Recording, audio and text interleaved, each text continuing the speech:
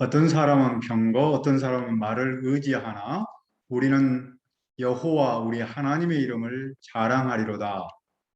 오늘 말씀의 제목을 하나님의 이름을 자랑하리로다입니다. 소크라테스에게 땅 부자가 와서 땅을 자랑했습니다. 소크라테스가 세계 지도를 펼치며 묻습니다. 자랑하는 그 땅을 이 지도에 표시할 수 있나요? 그 부자는 당황하며 말합니다. 제 땅이 아무리 넓어도 세계 지도에 표시할 정도는 아닙니다. 소크라테스는 그렇다면 자랑하지 말아야지요 라고 했다는군요. 사람은 참 자랑하기를 좋아합니다. 그러나 우리가 정말로 자랑해야 할 것은 무엇입니까? 자, 1절을 다시 한번 봅시다. 환난 날에 여호와께서 내게 응답하시고 야곱의 하나님의 이름이 너를 높이 드시며, 여기서 환난 날은 시련의 때인데 전쟁의 때를 말합니다. 시인은 전쟁을 앞두고 여호와께 기도합니다. 그 기도는 개인 기도가 아니라 공동체 기도입니다. 여기서 내게는 왕을 말합니다. 왕은 전장으로 떠나기 전에 여호와께 제사를 지냈습니다. 시인은 그 제사 때 기도했습니다. 그 기도의 내용은 무엇입니까? 여호와께서 응답하시고 야곱의 하나님의 이름이 왕을 높이 드시는 겁니다. 야곱의 하나님은 야곱을 구원하고 인도하신 분입니다. 그분께서 전장으로 나가는 왕을 구원하고 인도하셔서 높이 드시도록 기도합니다. 그것은 전쟁에서 이기는 겁니다. 그런데 전쟁을 앞두고 기도하는 모습을 통해서 무엇을 배웁니까? 현실 문제를 보는 렌즈입니다. 시인의 관심은 저쪽에 있는 군대에 있지 않습니다. 여호와 하나님께 있습니다. 그는 전쟁에서 이기는 전략 전술을 짜기 전에 하나님께 기도했습니다. 어찌 보면 그런 그의 자세가 비현실적으로 보입니다. 시간만 낭비하는 그것처럼 보일 수 있습니다. 그러나 그 시간은 정말로 소중한 시간입니다. 왜냐하면 여호와 하나님을 만나고 그분의 도움을 받는 시간이기 때문입니다. 선지자 사무엘은 블레셋이 이스라엘과 싸우려고 가까이 왔을 때 미스바에서 제사를 지냈죠.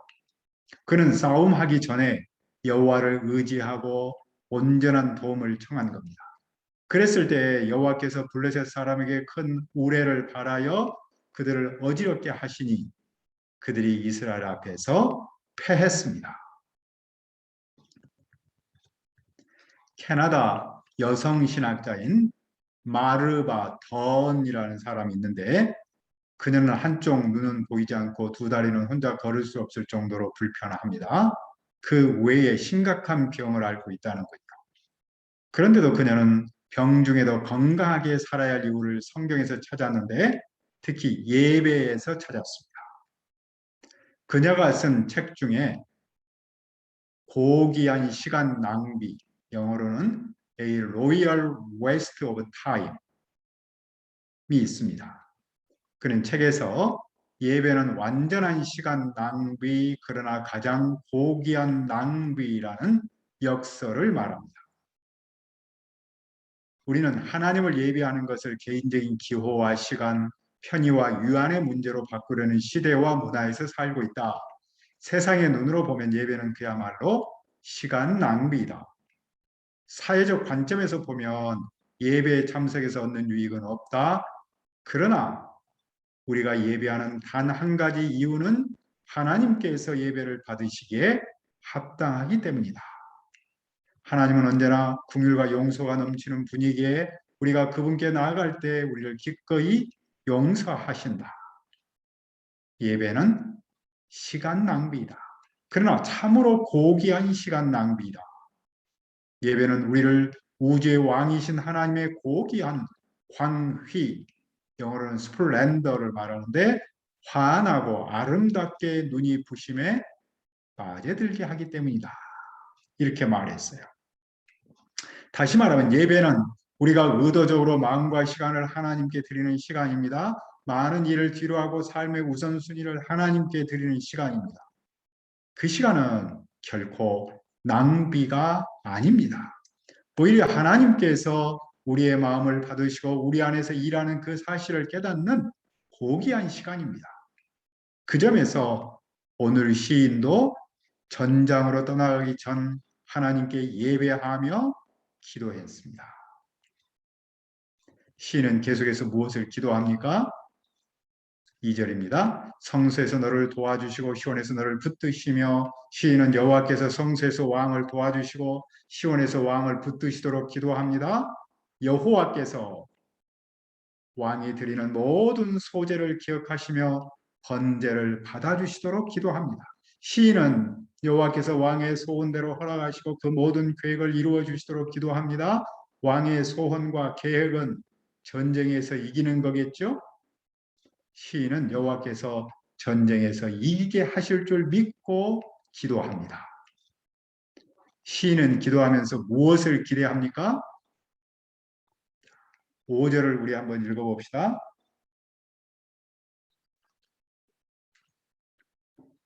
우리가 너의 승리로 말미암아 계가를 부르며 우리 하나님의 이름으로 우리의 깃발을 세우리니 여호와께서 내 모든 기도를 이루어 주시기를 원하노라. 우리 즉 모든 백성은 왕의 승리를 통해 계가를 부르길 기대합니다. 계가란 기뻐 소리친다라는 뜻입니다. 시인은 왕이 전쟁에서 승리하여 기뻐 소리치고 하나님의 이름으로 승리를 기념하는 깃발을 세우기를 원합니다. 이런 원함은 어디에서 왔습니까? 6절을 보십시오. 여호와께서 자기에게 기름 부음 받은 자를 구원하시는 줄 이제 내가 아노니 그의 오른손에 구원하는 힘으로 그의 거룩한 하늘에서 그에게 응답하시리로다. 기름 부음 받은 자는 여호와께서 특별하게 선택하여 세운 종이죠. 여호와는 당신이 기름 부어 세운 종을 구원하십니다. 시인은 하나님이 왕에게 구원의 승리를 주실 줄 확신합니다. 여호와께서 당신이 세우신 종에게 응답하실 줄 확신합니다. 그는 주님의 힘찬 손으로 왕에게 승리를 안겨주실 줄 믿습니다. 시인이 승리의 계가를 바라는 근거는 승리의 확신이 있습니다. 그러나 어떤 사람은 무엇을 합니까? 7절을 다시 한번 읽읍시다.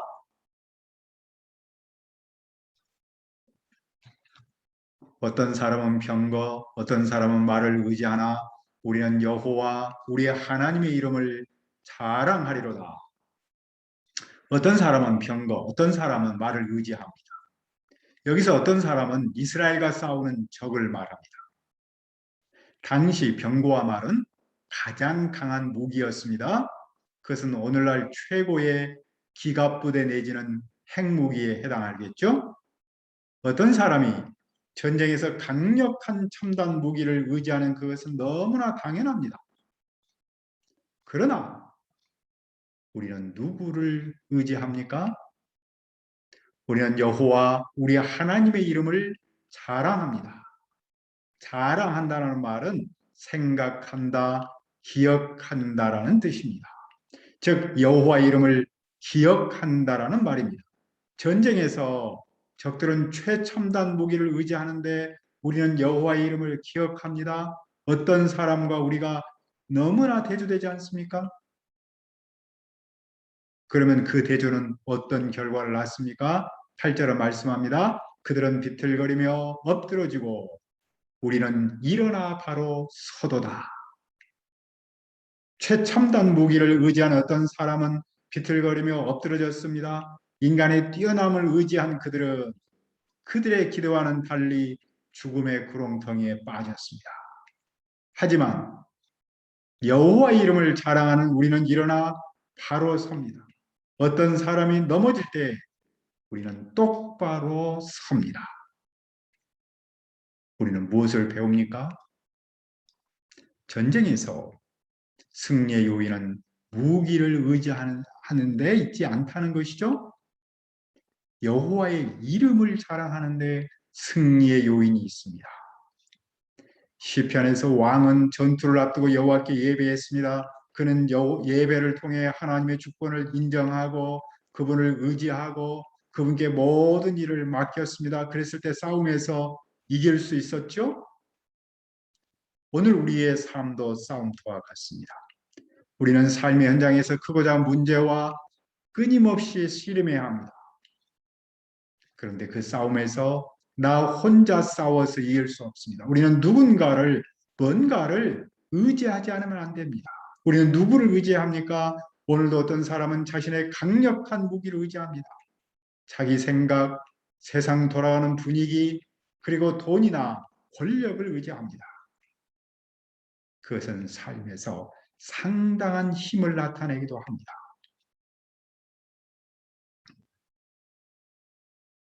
요즘 대통령 선거를 앞두고 아주 2030 세대가 상당히 사회적 핫 이슈가 되었죠.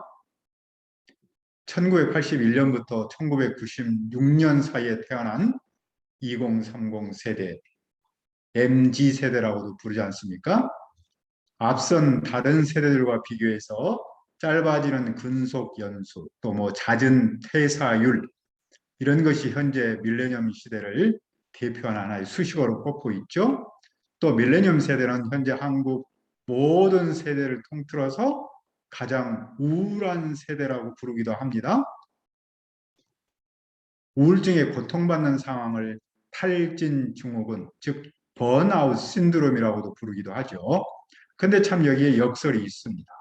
미래를 이끌 가장 청춘의 생기발랄한 2030 세대가 번아웃 신드롬을 앓고 있다라고 말하잖아요. 도대체 왜 그럴까요? 역설이 아닐 수 없습니다.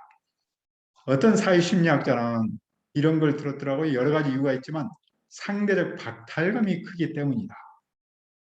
그러면서 이런 예를 들었습니다. SNS에 올라오는 타인의 행복한 일상을 보면서 느끼는 상대적 박탈감이 큰 문제로 작용을 하고 있다는군요. 사실 우리 모두가 알듯이 내가 올리는 SNS에 올리는 그 사진은 특별한 상황이잖아요. 맛있는 것, 또 좋은 것 이런 게 찍어서 올리는데 매일 매 새끼를 그런 데 가서 먹는 건 아니잖아요. 그냥 어쩌다 한번 가서 먹는 거를 누군가가 올렸는데 그걸 받아들이는 사람은 그것을 아주 일상의 삶으로 오해한다는 것이죠. 그러면서 나도 저 사람보다 더 행복해야 한다는 일종의 행복 강박증에 빠진다는 겁니다.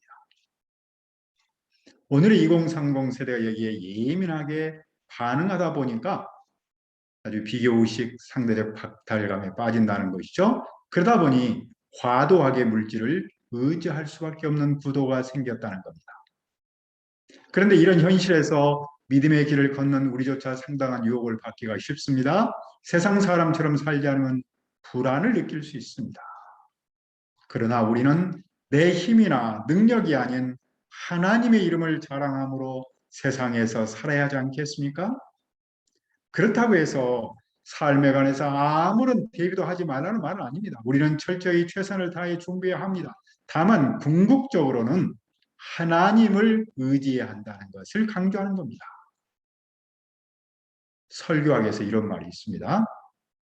메시지를 준비할 때는 성령님이 계시지 않은 것처럼 준비를 해라. 그러나 메시지를 전할 때는 성령님만 계시는 그것처럼 그분만을 믿고 전해라. 우리는 삶에서 최선을 다하지만 궁극적으로는 성령님을 의지하며 살라는 겁니다. 즉 삶에서 언제나 하나님의 이름을 자랑한다는 것이겠죠.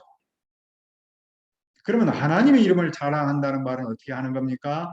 그것은 당연히 하나님을 믿고 그분께 기도하고 도움을 청하는 것을 말하겠죠. 다윗은 사실 일찍 그 경험을 했습니다. 키가 거의 3m인 블레셋 사람 골리앗이 이스라엘을 쳐들어왔는데 아무도 그를 이기지 못했잖아요. 그때 소년 다윗은 매끄러운 돌 5을 주머니에 넣고 손에 물매를 가지고 그에게 갔습니다. 그리고 말합니다. 너는 칼과 창을 가지고 나왔지만 나는 전능하신 여호와 곧 네가 모욕하는 이스라엘 군대의 하나님의 이름으로 나왔다. 그는 주머니에서 돌 하나를 끄집어내어 물매로 그에게 던졌습니다.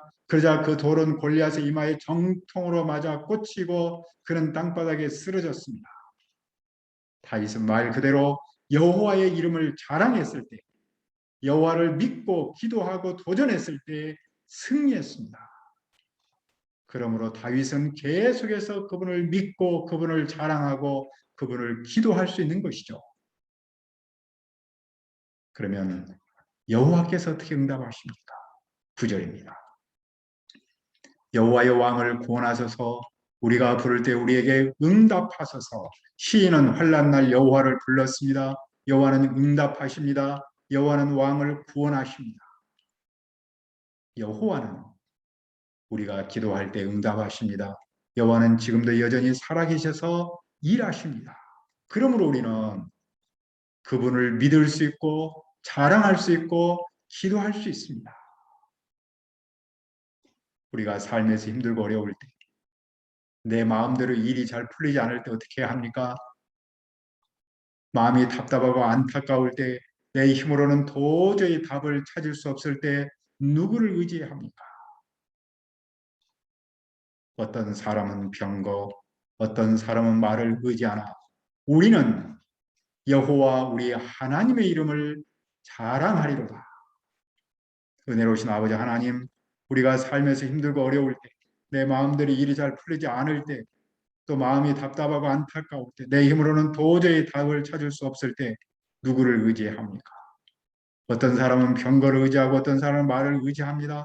그러나 우리는 여호와 우리의 하나님의 이름을 자랑하도록 도와주옵소서. 오직 여호와 하나님을 믿고 의지하고 기도할 수 있도록 인도하여 주옵소서. 예수님의 이름으로 기도합니다. 아멘.